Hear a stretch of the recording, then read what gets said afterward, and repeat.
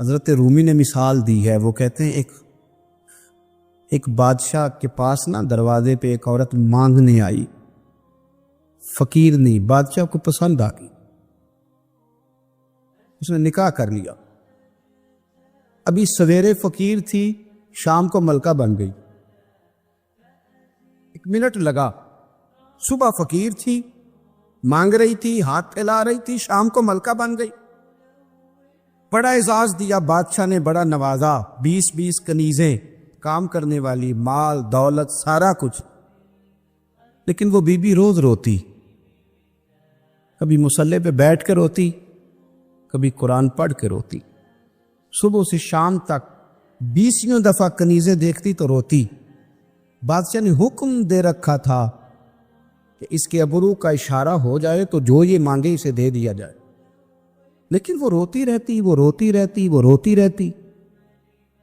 ایک دن جو کنیزوں میں سے ذرا سیانی تھی وہ آ گئی، کہنے لگی بی بی بات سن، ہمیں نہیں سمجھ آتی کہ ہم غریب لوگ ہیں، مجبور ہیں، تنگ دست ہیں، بے اختیار ہیں، تو مالدار بھی ہے اور با اختیار بھی ہے اور موج میں ہے، تو روتی کیوں ہے؟ تو وہ کہنے لگی تمہیں پتہ نہیں میں کیوں روتی ہوں، میں جب پلٹ کے اپنا ماضی دیکھتی ہوں نا تو میں سوچتی ہوں کہ میں اس قابل نہیں تھی، اس نے نظر کرم کر دی ہے، تو اب سارا دن روتی رہتی ہوں کہ کہیں میرے سر کا سائیں ناراض نہ ہو جائے، میں اس قابل نہیں تھی، میں اس قابل نہیں تھی، پتہ تے سارا ہے نا سردار نو کیتی یہ دا پردہ چپایا ہی تیرا پلا اسی، یہ قابل نہیں تھی۔ اور پھر ان کنیزوں کو کہنے لگی سنگ سہیلیوں آؤ بیٹھو، میرے لیے دعا کرو کہ وہ جو میرے پاس شفقت کرتا ہے وہ ہمیشہ مجھ سے راضی رہے، وہ کہیں ناراض نہ ہو جائے، وہ کہیں کسی جگہ پریشان نہ، کہیں کوئی ایسا معاملہ نہ بن جائے۔ اس یارو وہ جو ظرف والے لوگ تھے ان کا تو یہ سٹیٹس تھا کہ وہ روتے تھے، اور یہاں 2 نیکیاں کر کے زمانے کو بتانا، 2 خدمتیں کر کے تعریف مانگنا، اجر کا سوال کرنا۔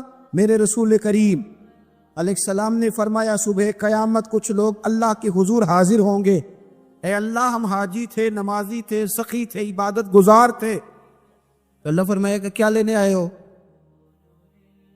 اللہ وہ مسجد بنائی، مدرسے میں تعاون کیا، فلاں شیخ کی نوکری کی، فلاں جگہ گئے، جلسہ کرایا، محفل کرائی، سرائے بنایا اور صاف پانی کا کنواں لگوایا، اور جناب ہم نے وہ فلانے کی، تو اللہ فرمائے گا میرے لیے تھوڑی کی تھی، جاؤ جن کو دکھانے کے لیے کی تھی ان سے جا کے اجر مانگو، تمہارا تو خیال تھا واہ واہ ہو جائے، بلے بلے ہو جائے، اور مٹی دیں، مٹی رہنا ہی ایمی قادی بلے بلے، اج مٹی دے اتے بندیا تے کل مٹی دے تھلے۔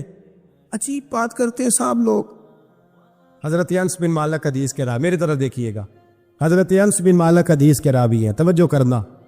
کہتے ایک بی بی حضور کے پاس آئی، اپنا علاقہ چھوڑ آئی، آ کے کھڑی ہوئی تو اس نے کہا حضور میں خاندان بھی چھوڑ آئی ہوں، سسرال بھی، میکا بھی، ننیال بھی، ددیال بھی، میں ہر ایک کو چھوڑ آئی، میں جائیداد والی تھی وہ بھی چھوڑ آئی ہوں، مال دولت بھی چھوڑ، ایک میرا بیٹا تھا جوان وہ میں ساتھ لائی ہوں، سونے ہاں یہ آپ کی نوکری کرے گا اور میں حضرت فاطمہ کی ڈیوٹی کروں گی، میں حضرت عائشہ کے برتن دھویا کروں گی، میں بھی نوکری کروں گی، حاضر ہے۔ فرماتے ہیں رسول پاک نے بچہ اصحاب صفہ میں رکھ لیا، اصحاب صفہ میں، اور بی بی کو نبی پاک صلی اللہ علیہ وسلم نے عورتوں کے ساتھ متعین کیا۔ حضرت انس کہتے ہیں وہ نوجوان بڑا پیارا، بڑا میٹھا، بڑا دھیما، بڑا وفاشار، وہ سبق اچھی طرح یاد کرتا، وہ نماز دلچسپی سے پڑھتا، وہ حضور کی باتوں کو غور سے سنتا، وہ رسیلا، وہ سنجیدہ، وہ کم گو، وہ میٹھا، وہ پیارا۔ کہتے ہیں بڑی دلکشا طبیعت، اس کی مقناطیسی سی شخصیت، طبیعت کھنچی چلی جائے اس کی طرف، بڑا حسین و جمیل وہ نوجوان۔ اس ماں بیٹے کے تذکرے ہونے لگے کہ بڑی جائیدادیں چھوڑ کے آئے، بڑے مال والے، انہوں نے بڑی قربانی دی ہے، ہر رشتہ ناتا توڑ کے رب رسول سے یارانہ لگایا ہے، اللہ بڑا بے نیاز ہے۔ وہ بچہ بیمار ہو گیا، شدید علیل ہوا۔ حضرت انس بن مالک فرماتے ہیں ہم قریب جا کے بیٹھے تیمارداری کرنے تو اتنا علیل ہوا کہ اس کا وجود کانپنے لگا۔ کہتے ہیں کچھ ہی دیر گزری تو اس نے کلمہ پڑھا، روح پرواز کر گئی، روح پرواز کر گئی، سننا روح پرواز کر گئی۔ کہتے ہیں نبی پاک صلی اللہ علیہ وسلم کو بلایا، حضور آئے تو آنکھوں میں آنسو، نبی پاک صلی اللہ علیہ وسلم نے سر پہ ہاتھ پھیرا، اور پہلے حضور نے جملے ارشاد فرمایا تم غسل دو، کفن دو، میں خود اس کا جنازہ پڑھاؤں گا۔ پھر حضور نے فرمایا نہیں، اسے غسل نہیں دینا، ارادہ بدل گیا، پروگرام تبدیل ہو گیا، اسے غسل نہیں دینا، کفن نہیں دینا۔ حضور کیا کرے؟ فرمایا اس کی اماں کو جا کے بتاؤ۔ یہ نہیں فرمایا بلا کے لاؤ، اماں کو جا کے بتاؤ۔ حضرت انس کہتے ہیں میں نے کوئی نرالا سے رنگ دیکھا، کوئی منفرد سا انداز دیکھا، ہمیں بھیج دیا اماں کو بلاؤ، اور خود نبی پاک اس کمرے سے نکل گئے، اور حضور کی آنسو بھی یکدم خوش ہو گئے، مزاج بدل گیا، پریشانی بدل، اماں کو بلاؤ اس کی۔ تنی ارادہ محبوب کیا ہے، ارادہ خدا کیا ہے؟ کہتے اس کی اماں کو جا کے خبر دی، تو ماں کو تو بس کوئی اتنا بتا دے کہ بیٹا سائیکل سے گر گیا ہے، سائیکل سے گر گیا ہے۔ اماں ساری رات سوتی نہیں۔ ایک شاعر نے کہا تھا، ایک مدت ہوئی میری ماں نہیں سوئی، میں نے ایک رات کہا تھا مجھے ڈر لگتا ہے، ایک رات کہا تھا مجھے ڈر لگتا ہے۔ یہ اپنے اپنے رنگ ہوتے، اپنا اپنا انداز ہوتا ہے۔ رمضان شریف کا مہینہ آتا تو میری اماں جی کہاں گری کا تیل منگاتی، چیزیں منگاتی، اور پھر زبردستی میں منع کرتا کہ اماں جی نہیں آپ کیا کر رہی، میں تو تیل ویسے بھی ذرا کم استعمال کرتا ہوں، تو رگڑ رگڑ کے، اور نہیں کتابیں بڑی موٹی ہیں، فلاں چیز بڑی موٹی، اس کا رنگ تھوڑا نرالا ہے، اور یہ جو ماں کا رنگ ہے نا، اس جیسا رنگ دوسرا ملتا بھی کوئی نہیں دنیا میں۔ یہ اپنی مثال آپ ہی ہے۔ اماں کو کہا تیرا بیٹا، اماں ذرا دوڑی، گری، پھر اٹھی، پھر گری، پھر اٹھی، پھر گری، روتی ہوئی آئی۔ کہتے ہیں پیچھے وہ روئی، لیکن جب بیٹے کی میت کے قریب آئی تو اب نہیں روئی۔ کہتے ہیں ہمارے چہروں پہ نظر دے ڈالی اور کہنے لگی تمہارا کلاس فیلو فوت ہو گیا، واقعی چلا گیا ہے؟ کہاں پردہ کر گیا، واقعی کہاں؟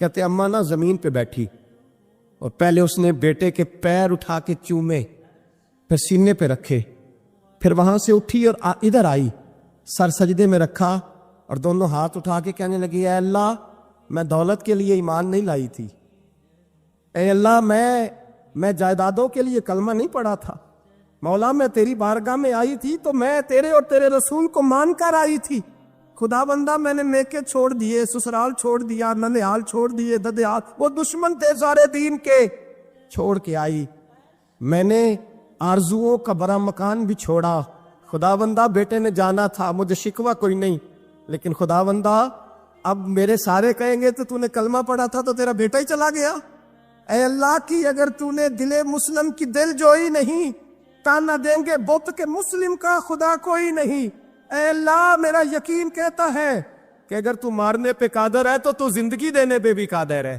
خدا بندہ کافروں کو راضی نہ کر، وہ خوش ہو جائیں گے، وہ مجھ پہ تانے کسیں گے، پھپتیاں کسیں گے، اے عرش کے مالک رحمت کا دروازہ کھول، میں تیرے نبی کی بارگاہ ناز میں رہتی ہوں، نظر فرما۔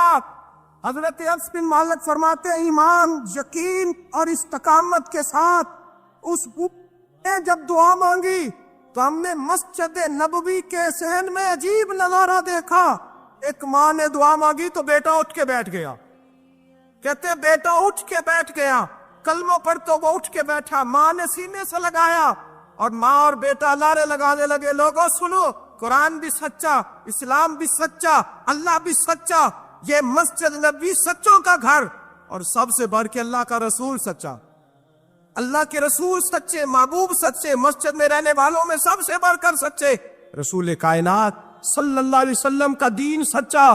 فرماتے رسول پاک کو خبر دی تو محبوب نے مسکرا کے فرمایا میرے رب کی طاقتیں بڑی زیادہ ہیں، ان اللہ علی کل شیء قدیر، اللہ کی طاقت بڑی ہے، ایمان تھا، یقین، استقامت، بچہ اٹھ کے بیٹھ گیا۔ حضرت انس کہتے ہیں وہ حضور کے زمانے میں بھی حیات رہا، وصال ظاہری کے بعد حضرت ابو بکر کے زمانے میں بھی موجود رہا، عمر کے زمانے میں بھی موجود، حضرت عثمان کے زمانے میں اس کی ماں کا انتقال ہوا، اس نے اماں کو دفن کیا، اور ماں کے بڑے عرصے کے بعد اس نے پردہ کیا۔ جب ہم اس کی طرف دیکھتے تھے نا، دیکھتے اس کی طرف تھے پر ہمیں اس کی اماں کا ایمان یاد آ جاتا تھا، ہمیں یقین۔ او بھائی، ایک نوجوان تھا 12-14 سال کا، یہودیوں کا بچہ تھا، بخاری موجود ہے، اکثر حضور کے پاس آیا کرتا، چھوٹے موٹے کام نبی پاک کے کر دیتا، اور کچھ بھی نہ ہوتا تو آ کے بیٹھا رہتا، حضور کا چہرہ ہی دیکھتا رہتا، نبی کریم کا چہرہ ہی دیکھتا رہتا، خوش رہتا، حضور کی زیارت ہی کرتا رہتا۔ 2-3 دن وہ آیا نہیں، بخاری میں موجود ہے، حضور نے فرمایا معلومات کرو کیوں نہیں آیا، صحابہ نے عرض کی حضور بیمار ہو گیا، بیمار ہو گیا۔ امام زرقانی نے لکھا ہے، فرماتے وہ بھی اپنے گھر میں نا روز دروازہ دیکھتا رہتا، روز دروازہ دیکھتا رہتا۔ اس کی ماں کہنے لگی بیٹا جن کا تو انتظار کر رہا ہے وہ مشکل سے آئے، ہمارا نہ مذہب کا رشتہ ہے نہ کسی اور کا، کیسے آئے؟ لیکن حضور نے فرمایا چلو چلتے ہیں۔ جب میرے نبی کریم علیہ الصلاۃ والسلام نے دروازے پہ دستک دی تو امام زرقانی کہنے لگا اماں سے کھولو دروازہ، مصطفیٰ کریم آ گئے۔ حضور آ گئے، والد نے دروازہ کھولا، نبی کریم اندر تشریف لائے۔ نبی پاک کا جو دست مبارک تھا نا وہ کستوری سے زیادہ مہکا کرتا تھا، کستوری سے زیادہ مہکتا، برف سے زیادہ ٹھنڈا ہوتا۔ کہتے نبی پاک اس کے پاس گئے تو اندر داخل ہوا تو رونے لگا۔ حضور نہ سرانے والی سائڈ پہ بیٹھ گئے، اس کا سر اٹھا کے گود میں رکھا، اور جب اس کے بالوں میں حضور نے دست مبارک پھیرا تو اس کی ماں اور باپ کی آنکھوں میں بھی آنسو آ گئے۔ یہ انداز کرم غریبوں کے ساتھ، ہم غریبوں کے ساتھ۔ وہ ایک ہندو شاعر تھا تو وہ حضور کی نعتیں لکھتا تھا، تو کچھ مسلمان بھی بڑے ڈاڈے ہوتے ہیں نا، اس کو جا کہنے لگے نعتیں تو بڑی لکھتا ہے، کلمہ کیوں نہیں پڑھتا؟ کلمہ بھی پڑھنا۔ تو اس نے کہا چل اس پہ بھی شعر سن لے، اس پہ بھی تو شعر ہی سن لے، کو میں تیرا پابند تو نہیں۔ کہنے لگا ہو جائے عشق کسی سے کوئی چارہ تو نہیں، صرف مسلم کا محمد پہ اجارہ تو نہیں، صرف مسلم کا محمد پہ اجارہ تو نہیں۔ اتنا ڈاڈا نہ ہو یار، میرے ساتھ یہ رویہ نہ کر، ہو گیا پیار، یہ ہو جایا کرتا ہے، اب تو اس طرح تو نہ کر میرے ساتھ۔ حضور نے جب پھیرا نا بالوں میں ہاتھ تو ماں باپ رونے لگے، اس نے بھی آنکھیں کھولی۔ میرے رسول پاک سید عالم صلی اللہ تعالی علیہ وآلہ وسلم نے نا اس بچے کا چہرہ دیکھا، حضور سمجھ گئے وقت تھوڑا رہ گیا ہے، تب حضور نے اس کے ساتھ وہی کیا جس سے اس کی آخرت سنور جائے۔ وہ کیا جو درد تھا میرے نبی پاک، جو شوق رکھتے تھے حضور سب کے لیے، جو سب کے لیے شوق رکھتے تھے۔ میرے محبوب فرمانے لگے بیٹے کلمہ پڑھ لے، کلمہ۔ حضور کا شوق یہی ہے، یہی شوق ہے لوگ دیندار بن جائیں، کاروبار چمک جائیں، جی مرشد کے پاس گیا تو ریل پیل ہو گئی، یہ شوق ہی نہیں نبی پاک کا۔ حضور کا تو شوق ہے کہ سجدے کا ذوق ہو جائے، عبادت کا شوق بن جائے۔ نبی کریم علیہ السلام نے فرمایا بیٹے کلمہ پڑھو۔ اس بچے نے اپنے ماں باپ کی طرف دیکھا، باپ رو پڑا، کہنے لگا بیٹا آج ثابت ہوا ہے کہ میں نہیں تجھ سے اتنا پیار کرتا جتنا مصطفیٰ کرتے ہیں، تو میری طرف نہ دیکھ، تو پڑھ لے کلمہ، کلمہ پڑھ۔ اس بچے نے کلمہ ابھی پورا پڑھا ہی تھا کہ اس کی روح پرواز کر گئی۔ مسلمان ہوتے ہی اللہ کی بارگاہ میں حاضر ہو گیا۔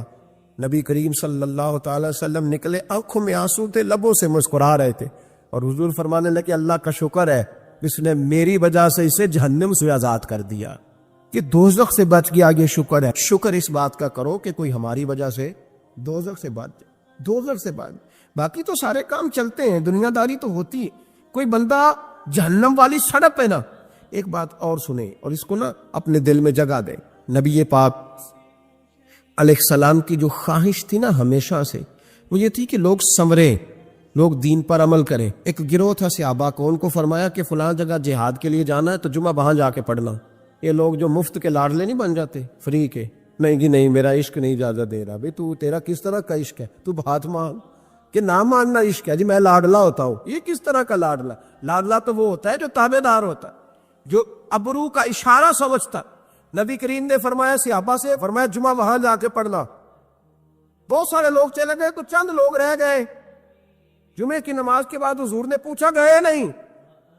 عرض کی حضور دل میں خواہش آئی تھی کہ اتنا بڑا جمعہ کیسے ملے گا برکت والا، تو یہاں جمعہ پڑھ کے ہی چلتے ہیں تاکہ ہمیں اتنے ہمارے نصیب کھل جائے کہ حضور کے پیچھے جمعے کی توفیق ہو جائے۔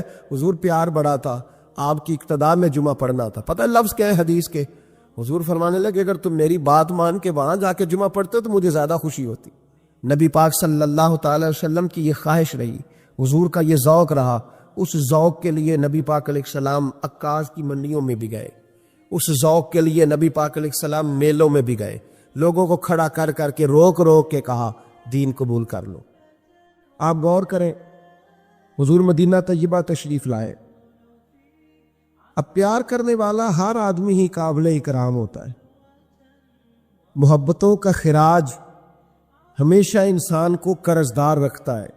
میرے جیسے چھوٹے آدمی سے جب لوگ پیار کرتے ہیں تو اپنی گردن جھکی ہوئی نظر آتی ہے کہ بوجھ زیادہ ہے، اس قابل نہیں ہے جتنی محبتوں کا سامنا ہے۔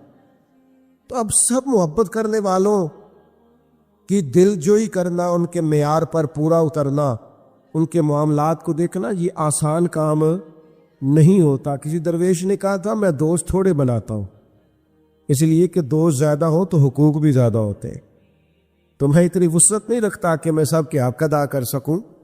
نبی پاک علیہ السلام مدینہ طیبہ تشریف لائے تو ہر آدمی کی خواہش ہے حضور میرے گھر آئے، حضور میرے گھر آئے، اور جو بھی وہاں عرض گزار ہے اور پیغام دے رہا ہے سب کے سینے بھی کھلے ہوئے ہیں، دل بھی کھلے ہوئے ہیں، آنکھیں پلکیں فرش راہ کیے ہوئے ہر آدمی منتظر ہے کہ محبوب میرے گھر میں اب بڑا امتحان ہے،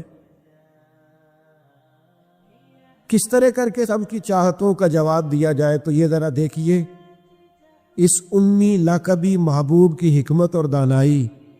محبوب فرمانے لگے بھی میری جو اونٹنی ہے نا یہ معمور من اللہ ہے، میں گویا خود نہیں فیصلہ کرتا میں نے کہاں جانا ہے، جہاں اونٹنی بیٹھ جائے گی میں مہمان بن جاؤں گا۔ تنخواہ دیکھیے نبی پاک علیہ الصلوۃ والسلام نے نا اونٹنی کی لگامیں اس کی گردن پر ڈال دی، اب وہ اونٹنی چلتی جا رہی ہے، تھوڑی آگے جا کے ایک جگہ پہ وہ بیٹھ گئی، لیکن اس کے بیٹھتے ہی حضور اترے نہیں، محبوب بیٹھے رہے۔ ابھی سرکار کی اونٹنی پوری طرح بیٹھی نہیں تھی، پھر اٹھ کے کھڑی ہو گئی، اور تھوڑا سا آگے چلنے کے بعد حضرت ابو ایوب انصاری کے دروازے کے سامنے بیٹھ گئی، اور وہ اس طرح بیٹھی کہ اس طرح جم کے بیٹھی کہ اس نے اپنی گردن بھی بچھا دی۔ جب اطمینان سے اونٹنی بیٹھ گئی، نبی کریم اترے، جناب ابو ایوب انصاری رضی اللہ تعالیٰ عنہ کے گھر میں جلوہ فراز ہوئے۔ یہ وہ دانائی تھی میرے کریم محبوب کی، وہ حکمت تھی کہ کسی محبت کرنے والے کو اعتراض کیا ہونا تھا، سب کا قربان ہونے کو دل کر رہا۔ ہمارے ہاں تو 4 بچے ہوتے ہیں اور ہم کسی ایسی دانائی کا مظاہرہ ہی نہیں کرتے کہ ان کے اندر برابری کر سکے، ہم اس سمجھ بوجھ کا لحاظ ہی نہیں کرتے۔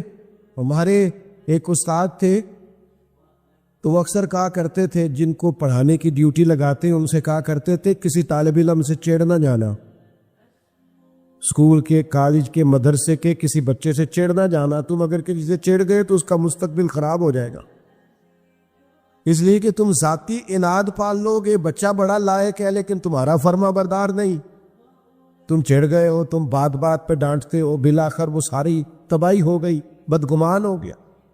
نبی پاک علیہ الصلوۃ والسلام امی ہیں، لیکن یہ میرے محبوب کی نبوت کی اعلیٰ دلیل ہے کہ اللہ تعالیٰ نے محبوب کو حکمت، تدبر، دانائی، ہم دانا نہیں ہوتے، شعور نہیں رکھتے، فہم و فراست کا۔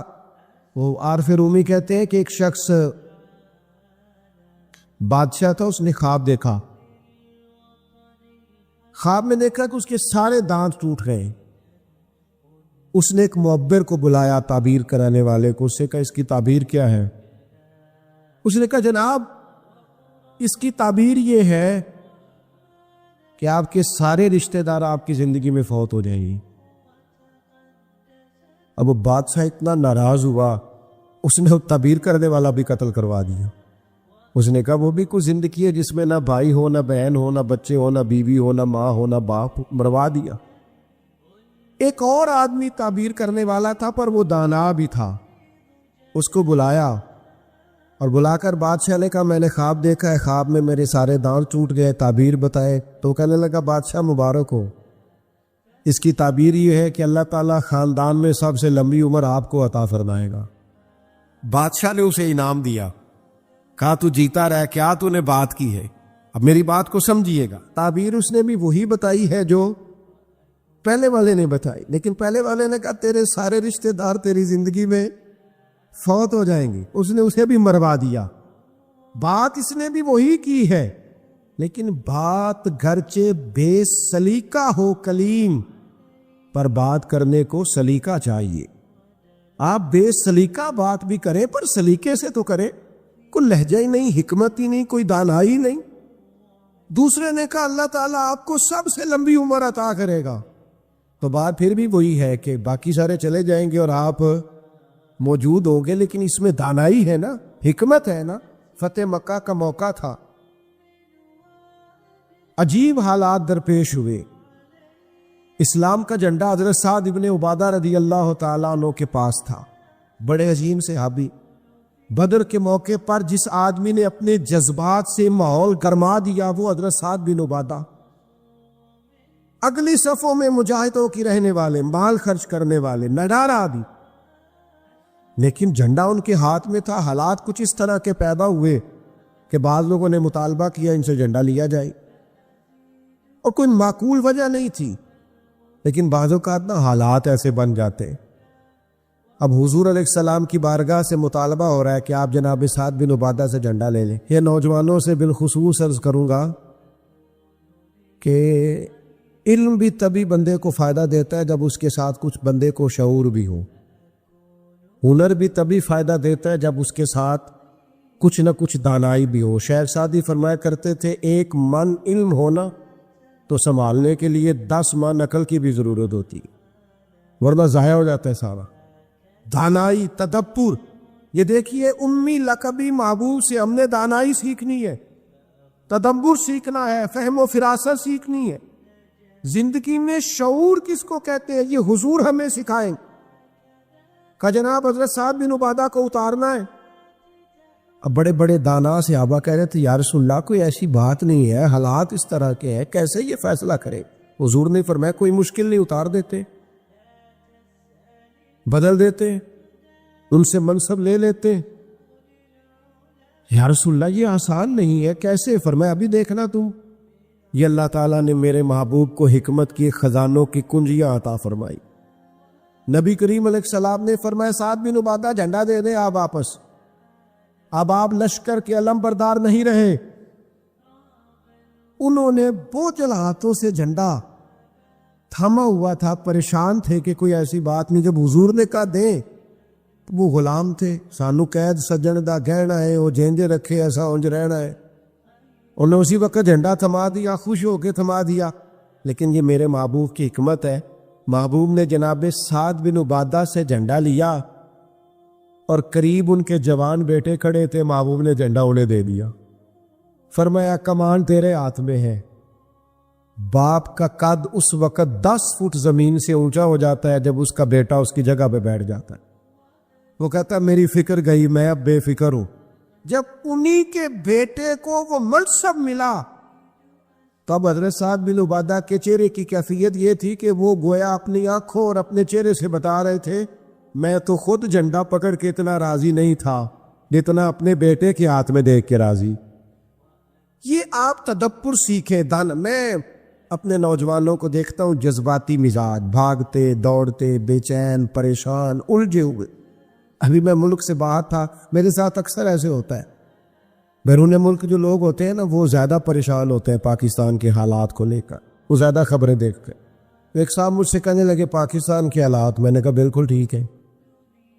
اتار چڑھاؤ ہے، زندگی کے ساتھ چلتا ہے. بے چینی نہیں، بے قراری نہیں، الجھاؤ نہیں، ہر وقت کا اضطراب نہیں. دانائی، تدبر، حکمت، معاملہ فہمی، یہ ہمیں ہمارے رسول پاک نے عطا فرمائی. آپ اپنی زندگی کو سلیقے سے گزاریں، قیمتی بنائیں. آپ اپنے وجود سے بڑا کام لے سکتے ہیں، لیکن کیا ہے؟ دانائی نہیں ہے. جذباتی مزاج اور جذباتی پن ہماری طبیعتوں کا حصہ ہے. جذباتی فیصلے، جذباتی باتیں. ہمارے دیہاتوں میں چودھری فیصلہ کس کے حق میں کرتے ہیں؟ جو پہلے آ جائے. وہ سچا ہے یا جھوٹا ہے؟ پہلے گیا ہے، بس اولے مینو پہلا آخیا تسی تے آئے ہی نہیں، اسی بات میں فیصلہ دے دیا. دانائی، تدبر، یہ رسول اللہ صلی اللہ علیہ وسلم نے ہمیں سکھایا. امی لقبی ہے حضور. اور دوسری بات، انسان کے پاس جو سب سے قیمتی چیز ہوتی ہے نا وہ اس کا کردار ہوتا ہے. آپ نے زندگی میں نقوش کیا چھوڑے؟ آپ جہاں رکے، جہاں بیٹھے، یہ ایسا تو نہیں زندگی میں کہ یہ 10 دوست پرانے، یہ 10 دوست آج کل کے ہیں اور ان کے درمیان بھی غیبتیں جاری ہے، بات کام ختم ہونے کے قریب ہے، اور پھر اس کے بعد اور کوئی 4 دوست ہم تلاش کریں گے. اچھے نقوش نہیں چھوڑتے. کتنی خوشیوں سے رشتے طے پاتے ہیں، لیکن وہ تھوڑا وقت نہیں گزرتا تو ساری سوچیں، سارے نظریات گدلے اور میلے کچیلے ہونے لگ جاتے، اس ساری محبتوں کو زنگ لگنے لگ جاتا ہے۔ عظمت کردار، بلندی، آپ کے افکار، آپ کا اچھا گمان، آپ کی سوچیں، آپ حیران ہوں گے اللہ تعالیٰ نے نبی پاک کا وجود ہی معجزہ بنایا ہے، لیکن جب حضور کے اپنوں نے دلیل مانگی نا، اپنوں کو مطمئن کرنا بڑا مشکل کام ہوتا ہے۔ قریبیوں نے دلیل مانگی، قریش مکہ نے، کہ آپ نبی ہیں تو دلیل دیں۔ نبی پاک علیہ السلام نے اپنے اپنوں کو معجزہ نہیں دکھایا، بلکہ قرآن مجید فرماتا ہے کہ محبوب نے کہا فَقَدْ لَبِثْتُ فِيكُمْ عُمَرًا مِّن قَبْلِهِ أَفَلَا تَعْقِلُونَ،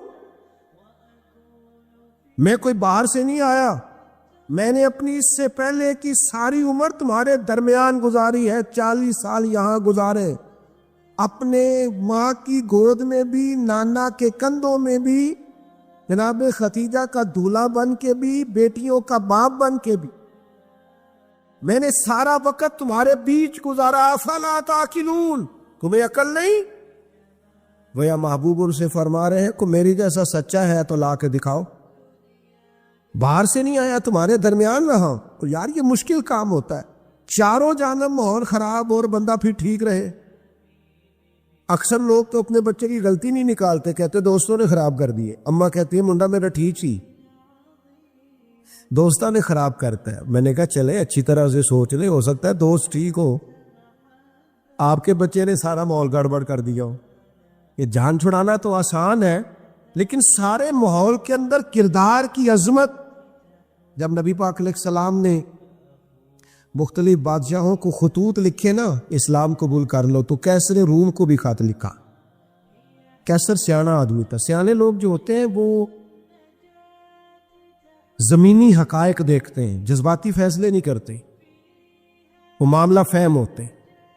آج کل جس طرح میں اور آپ ہیں نا تصویروں کے اندر زندگی گزار رہے ہیں، لائکس، ویوز، کومنٹس، اسی پر زندہ ہے۔ لوگ ان پر وقت نہیں گزارتے تھے، اس سمجھدار لوگ۔ کیسر روم کے پاس میرے محبوب کا خط گیا، اس نے فوراً نہیں فیصلہ کیا، کہنے لگا کوئی، ورنہ بہت سارے ایسے بدبخت بھی تھے معاذ اللہ جنہوں نے حملے کی تیاری شروع کر دی، ہمیں خط لکھا ہے اسلام قبول کرو ہم حملہ کریں گے، لیکن یہ سیانا آدمی تھا۔ اس نے لوگوں سے کہا یہاں اگر کوئی سردار آیا ہوا ہو نا، مکے کا تجارت کی غرض سے سردار آیا کرتے، کوئی سردار آیا ہوا ہو تو میری ملاقات کراؤ۔ جناب ابو سفیان ابھی مسلمان نہیں ہوئے تھے، اور ہر جنگ میں قریش مکہ کی لیڈ وہ کرتے تھے، وہ ان دنوں وہاں گئے ہوئے تھے، تجارت کی غرض سے بلا لیا۔ اب کیسر نے سامنے کھڑا کیا، بخاری شریف سے لے کر کتب سیرت میں تمام جگہ کتب احادیث میں آپ کو الفاظ کے اختلاف کے ساتھ لیکن مفہوم ایک ہی یہ روایت ملے گی۔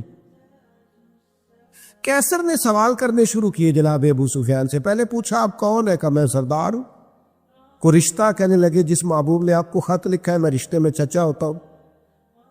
کہنے لگے بتائیے اس محبوب نے دعویٰ نبوت کیا ہے، ان کے خاندان میں ماضی قریب میں کسی اور نے بھی کیا ہے؟ کہا نہیں۔ کہا کوئی بادشاہ گزرا ہو ان کے خاندان میں قریب کا؟ کوئی نہیں۔ کہا یہ بتائیے ان کے ماننے والے امیر ہیں کہ غریب؟ تو ابو سفیان کہنے لگا ماڑے بندے، ماڑے بندے، میں آپ مجھ سے ناراض نہ ہوئیے گا، لیکن محفل میلاد میں بھی ماڑے بندے آتے ہیں، سیاسی سماجی لوگ بھی آتے ہیں کسی سے ادھاری ٹوپی لے کے، ان کا خیال ہوتا ہے چلو میلاد کی محفل کی بھی قیادت جلدی سے ہم لے لیں، جلوس بھی جلدی سے قبضہ کر لیں، کل کوئی لوگوں کو پاس بھی جانا ہے الیکشن کے دنوں، لیکن غریب وہ۔ پر ہمارا حال یہ ہوتا ہے کہ جس کو 35 سال ہو گئے فجر کی اذان پڑھتے وہ بیچارہ میلاد کی محفل کی بھی صدارت نہیں کر سکتا، وہاں بھی جن کے ہاتھوں میں نوٹوں کی دتیاں اچھی ہوں ان کی سیٹیں اگلی ہوتی۔ یہ ذوق ٹھیک نہیں، یہ اس محفل کے وقار کے حق میں نہیں، یہ بات، یہ بڑی بلند و بالا محفل ہے، اس کا معیار اور ہونا چاہیے۔ پوچھا سردار نے ابو سفیان بتائیے ماننے والے کون ہیں؟ کہ غریب، فرمایا یہ بتاؤ تمہاری کبھی ان سے جنگ بھی ہوئی ہے؟ کہا ہوئی ہے۔ نتیجہ کیا نکلا؟ کہا کبھی ہم فتح یاب ہوئے کبھی وہ۔ کہنے لگا اچھا یہ بتائیں ان کے ماننے والے گھٹ رہے ہیں بڑھ رہے ہیں؟ ابو سفیان کہنے لگا جی بڑھ تو روز بروز رہے ہیں، اور نتیجہ خیز ہو رہی ہے دعوت۔ اس نے کہا اچھا یہ بتائیں جنہوں نے دعوی نبوت کیا ہے کیا کبھی انہوں نے جھوٹ بھی بولا ہے؟ ابو سفیان کہتے ہیں کہ میں ایک منٹ کے لیے سوچ میں مخالف تھا نا، مخالف رائے دے رہا تھا، لیکن میرے دل کے اندر سے آواز آئی معاذ اللہ میں انہیں جادوگر کہوں، شاعر کہوں، ساحر کہوں تو شاید کوئی شخص میری بات پر توجہ دے، پر نبی پاک نے جھوٹ بولا یہ تو مانے گا ہی کوئی نہیں۔ کہتے ہیں میں نے کہا بات بالکل سچی کرنی ہے، وہ میرے سامنے پیدا ہوئے، سامنے جوان ہوئے، سامنے ان کے بال سفید ہوئے، پر اس محبوب کی زبان سے جو بھی نکلتا ہے حق اور سچ ہی نکلتا ہے۔ میں کیسے آپ کو یہ بات عرض کروں کہ بغیر وجہ کے لوگ جھوٹ بولتے، ان کا کوئی فائدہ نہیں، کوئی دنیاوی نفع بھی نہیں، جان بوجھ کے ڈنگے مارتے بڑھ کے کوئی لینا دینا ہی نہیں، بلا وجہ جھوٹ یہ انسان کے کردار کو داغدار کر دیتا۔ دنیا کے کسی بڑے تاجر پر ہاتھ رکھیے، بڑے سے بڑے بزنس مین پر، اس سے پوچھئے کہ تمہاری بزنس میں کامیابی کی وجہ کیا بنی؟ انویسٹمنٹ زیادہ کی تھی، پڑھے لکھے زیادہ تھے؟ آپ کو ہر بزنس مین کہے گا صرف اللہ نے میرا مارکیٹ میں اعتبار بنا دیا تھا۔ جس کا اعتبار مارکیٹ میں اچھا ہوتا ہے، لوگ کہتے ہیں بندہ ٹھیک ہے، سچ بولتا ہے، اس کا کاروبار چلتا ہے۔ کبھی جھوٹ اور بددیانتی اور فریب سے بھی قومیں آگے بڑھی۔ ابو سفیان کہتے ہیں مجھ سے پوچھا، ایک سوال یہ بھی تھا ان سوالوں میں کہ خاندان کیسا ہے، تو میں نے کہا خاندان تو قریشی اور ہاشمی ہے، اعلیٰ خاندان محبوب کا۔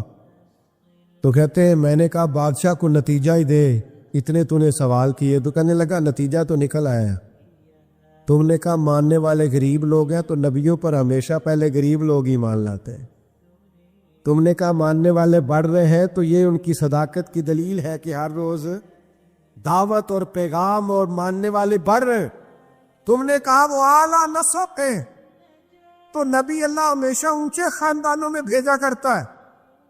تم نے کہا انہوں نے کبھی جھوٹ نہیں بولا، تو سردار سچ بتانا، جو بندہ بندوں سے جھوٹ نہیں بولتا وہ یہ جھوٹ کیوں بولے گا کہ میں اللہ کا رسول بن کے آیا؟ نتیجہ تو نکل آیا۔ اسیر دشمن کی چاہ میں بھی، مخالفوں کی نگاہ میں بھی وہ امی ہے، صادق ہے، معتبر ہے، میرا پیغمبر عظیم تر ہے۔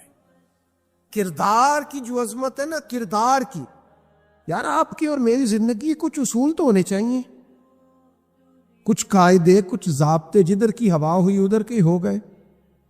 آج کل یہ نیا والا فیشن ہے، لہذا یہ اپنا لو۔ بھئی ہم کوئی ہوا کے دوش پہ ہیں، کوئی لاوارث ہیں، اپنی کوئی تہذیب نہیں، تمدن نہیں، مزاج نہیں، طبیعت نہیں، یعنی جس طرح کا ماحول ہے اس طرح کے بن جاؤ۔ کردار میں کچھ قاعدے زندگی میں بنانے چاہیے، کچھ اصول وضع کرنے چاہیے، کچھ چیزیں طے کرنی چاہیے کہ مجھے ان حدود سے آگے نہیں بڑھنا۔ مومن کی اپنی ایک ذاتی شخصیت ہوتی، اس کا ایک اپنا رکھ رکھاؤ ہوتا ہے، اس کی اپنی ایک وزاداری ہوتی۔ آپ جائیے اپنے بزرگوں سے ملیے، دیہاتوں کے لوگ کیا کہتے ہیں؟ کہتے ہیں بس بھئی میں دوستوں کے ساتھ آتا جاتا تھا، گھومتا پھرتا تھا، اب یہ کام نہیں کرنا، اب میرے بیٹے کو میرا جوتا پورا آنے لگ گیا، اب مجھے وزادار ہونا۔ میں کیسے اپنی ملت کے نوجوانوں کو سمجھاؤں کہ تو گھٹنوں تک اگر اپنا لباس آدھا کر لے تو پتہ نہیں تیری کتنی کو گرمی کم ہو جاتی ہے، اور کس قدر زیادہ آسودگی اور آسانی محسوس کرتے، اور آ کے گھر میں بہنیں ہیں، بیٹیاں ہیں، ماں ہیں۔ دیکھیے ایک اپنی وزاداری بھی ہونی چاہیے، اس کے کچھ قاعدے، ضابطے، اٹھنا بیٹھنا، اصول بھی ہونے چاہیے۔ نبی کریم صلی اللہ تعالی علیہ وسلم کی عظمت کردار کا یہ عالم تھا کہ عرب شریف کے اندر کنواری عورتیں بڑی ہی شرم و حیا والی ہوتی، لوگ مثال دیتے کہ تو کواری لڑکی کی طرح شرم و حیا والا. قربان جائے سیدہ طیبہ طاہرہ حضرت عائشہ صدیقہ رضی اللہ تعالیٰ عنہ فرماتی ہیں نبی پاک علیہ السلام عرب کی کواری لڑکیوں سے بھی زیادہ حیا والے تھے. حضور حیا والے، متانت، سنجیدگی، کبھی شور و غل نہ کرتے، کبھی بازار میں نظریں اٹھا کے نہ چلتے، کبھی محبوب کی زبان سے معاذ اللہ کسی نے کوئی کمزور جملہ نہیں سنا. یہ کیا بات ہوئی، مجھے کسی نے غصہ دلایا تھا میں نے گالیاں دے دی. تو آپ کے اصول کدھر گئے، قاعدے کدھر گئے، ضابطہ کدھر گیا؟ یہ کیسے ہو گیا کہ آپ بااصول آدمی تھے پھر بھی آپ کی زبان سے بازاری جملے نکل آئے؟ یہ ہو نہیں سکتا نا اگر آپ نے کوئی اصول زندگی میں بنا رکھے. تو عظمت کردار یہ رسول اللہ صلی اللہ تعالی علیہ وسلم کی زندگی کا ایک بنیادی عنصر ہے، بنیادی. اور پھر حضور سید عالم صلی اللہ تعالی علیہ وسلم کو اللہ تبارک و تعالی نے ایک شان اور بڑی امتیازی عطا فرمائی، بڑی انوکھی. وہ یہ تھی کہ اللہ تعالیٰ نے نہ محبوب کو فصاحت و بلاغت عطا فرمائی، یعنی بات کہنے کا جو سلیقہ، جو انداز حضور جانتے ہیں نا، یہ کسی اور کو نصیب. ہمارے ہاں نا بہت زیادہ باتیں کرنے کا رواج ہے، اس کا نتیجہ یہ نکلتا ہے کہ انسان کے جملے بے وقت ہو جاتے ہیں. لوگ کہتے ہیں یار عادت ہے اس کی. اور کچھ لوگ ایسے ہوتے ہیں کہ جن کے پاس آپ بیٹھے نا تو کبھی کبھی تیل کی ضرورت پڑ جاتی ہے کہ تھوڑا تھوڑا یہاں لگا لے بندہ. یہ کتنی باتیں سناتے ہیں، اتنی باتیں. اور آج کل تو ایک اور رواج بھی ہو گیا ہے، کہتے ہیں قطع کلامی معاف اور ساتھ ہی بات شروع. تو میں کئیوں سے کہتا ہوں پہلے پوچھ تو لیں ہم نے معاف کیا بھی ہے کہ نہیں. آپ تو گن پوائنٹ پہ معافی لے رہے ہیں، آپ نے حکم دائر کیا ہے قطع کلامی معاف اور آپ شروع ہو گئے. گفتگو میں، لہجے میں، دعوت دینے میں، پیغام دینے میں، میں آپ کی خدمت میں عرض کروں گا روز بچوں کو بھی نہیں ڈانٹنا چاہیے، روز نہیں نصیحت کرنی چاہیے ورنہ نصیحت بے وقت ہو جاتی. روز ہی انسان کو اس طرح کا ماحول نہیں بنانا چاہیے. وہ اس کی طبیعت ٹھہراؤ والی ہے، یعنی سکوت جو ہوتا ہے نا، چپ خاموش آدمی، وہ لگتا ہے کہ کوئی طوفان لیے بیٹھا ہے، لگتا ہے کہ یہ اس وقت کسی خاص گہرائی اور گہرائی میں اتر کر کوئی اچھی منصوبہ بندی کر رہا. نبی پاک علیہ السلام کو اللہ نے بڑی فصاحت و بلاغت عطا فرمائی، لیکن اس کے ساتھ ساتھ اللہ تعالیٰ نے علم کے خزانوں کی کنجیاں دی. سرکار جب بات کرتے نا تو صحابہ فرماتے ہر جملہ دوسرے جملے سے جدا ہوتا. اس طرح حضور بولتے کہ اگر کوئی لفظ گننا چاہتا تھا تو گن بھی سکتا تھا. یعنی بات وہ ہمارے ہاں اکثر نا محافل میں ایسا ہوتا ہے کہ وہ بعض اوقات بڑی سادی سی بات بھی اتنے جوش کے ساتھ کی جاتی ہے کہ میری طرح کا طالب علم سوچنے لگ جاتا ہے کہ یہ بات تو آرام سے بھی کی جا سکتی تھی، اس میں اتنا پریشان ہونے کی ضرورت ہے. یہ سادی سی بات تھی، آپ بڑے خوبصورت لہجے میں بھی کہہ سکتے تھے. اللہ تعالیٰ نے محبوب کو فصاحت دی، بلاغت دی، معاملہ فہمی دی، اور حضور علیہ الصلوۃ والسلام بڑے ٹھہرے ٹھہرے انداز میں بات کرتے. لیکن جب بات کرتے تو حضور نہ بات کا رخ بدل دیتے. یعنی بندہ سوچ رہا ہے اس رستے جانے کی، لیکن کریم کی حکیمانہ بات بندے کا رستہ چینج کر دیتی. وہ بالکل انسان ڈائریکشن بدل لیتا کہ نہیں یار یہ رستہ ٹھیک ہے. اب بات کو سمجھیے گا. ایک ہوتا ہے بندے کے پاس مال نہیں تو وہ فقیر ہے. کچھ لوگ ایسے ہوتے ہیں کہ وہ امیری میں فقیری کرتے ہیں، مالدار ہوتے ہیں، بڑا اللہ نے دیا ہوتا ہے، لیکن ان کے مزاج سے دولت نہیں چھلکتی، عہدہ نہیں چھلکتا. وہ درویشوں کے ساتھ بیٹھتے ہیں، سادہ طرز زندگی. یہ بھی نبی پاک علیہ السلام کا خاصہ ہے، حضور کی نبوت کی دلیل ہے کہ نبی پاک نے فقیرانہ زندگی کو اختیار کیا. آپ ذرا انداز دیکھیے. حضرت عمر رضی اللہ تعالیٰ عنہ کہتے ہیں میں ملنے کے لیے پہنچا تو موٹے بان کی چارپائی، حضور اس پر آرام فرمائے. فرماتے ہیں جب میں گیا تو سرکار اٹھ کے بیٹھے، اور جب حضور اٹھے نا تو آپ کی کمر مبارک سے نا ذرا کپڑا ہٹا. وہ جنہوں نے پرانی موٹے باندھ کی چارپائیاں دیکھی نا، منجدی منجی جنہوں کئی دس، تو وہ کبھی اٹھتے تھے نا سو کے تو کمر پر نشان چھوڑتی تھی. حضرت عمر رضی اللہ تعالیٰ عنہ اپنے مزاج کے لحاظ سے دلیر آدمی تھے، لیکن جناب فاروق اعظم رضی اللہ تعالیٰ عنہ نے محبوب کو اس حال میں اٹھتے دیکھا تو آنکھوں میں آنسو آ گئے. اور حضرت عمر میں نے ایک فکر بیان کی، ایک ڈائریکشن بیان کی، اپنی سوچ عرض کی حضور کی بارگاہ میں، عرض کی یا رسول اللہ صلی اللہ تعالی علیہ وسلم، ایک کیسر و کسرا اللہ کے دین کے دشمن ہے اور اتنی آرام دہ زندگی گزارتے. بہت سارے لوگ سوال نہیں کرتے وہ فلاں ملک دیکھو غیر مسلم ہے، کہ آسودہ حال کتنا ہے. محنت ضرور کرے، جد و جہد ضرور کرے. یہ بات کرنے کا مقصد یہ نہیں کہ محنت چھوڑ دی جائے، خوب مشقت کرے. جد و جہد تو انسان کو زندہ رکھتی، اس سے تو پتہ چلتا ہے کہ انسان کے اندر روح موجود ہے. جو بالکل ہلتے جلتے نہیں، حرکت نہیں کرتے ہو تو مردے ہو جاتے ہیں. تو زندگی زندہ دلی کا نام، مردہ دل کیا خاک جیا کرتے. لیکن یہ سوچ کا یہ زاویہ بھی دیکھیے. حضرت عمر نے عرض کی یا رسول اللہ صلی اللہ تعالی علیہ وسلم، وہ کیسر و کسرا اللہ کے دین کے دشمن اتنی آسودہ آسان زندگی گزارتے اور آپ محبوب ہو کے. اب یہ ایک زاویہ ہے سوچ کا، لیکن نبی پاک علیہ السلام نے اس زاویے کو نیا رستہ دیا. سوچ یہ ہے کہ آپ محبوب ہیں اور ظاہری طور پر یہ وقت مشکل ہے، دوسری جانب دشمن ہے، اور یہ گاؤں تک یہ لاؤ لشکر، یہ آسان زندگی. حضور نے سوچ ہی بدل دی. فرمایا عمر کیا تم یہ پسند نہیں کرتے کہ وہ دنیا میں تھوڑی سی آسانی لے اور آخرت میں رسوا ہو جائے؟ اور فرمایا کیا تم یہ پسند نہیں کرتے ہم دنیا میں تھوڑی سی مشقت اٹھائیں اور آخرت کی ساری عزتیں اللہ ہمیں ہی عطا فرما دے؟ یہ ایک ایسی سوچ تھی کہ جناب عمر کہتے ہیں میرا زاویہ نگاہ ہی بدل گیا کہ جنت میں جئیں گے من چاہی زندگی، وہاں اللہ کے انعامات سے بھرپور لطف اندوز ہوں گے.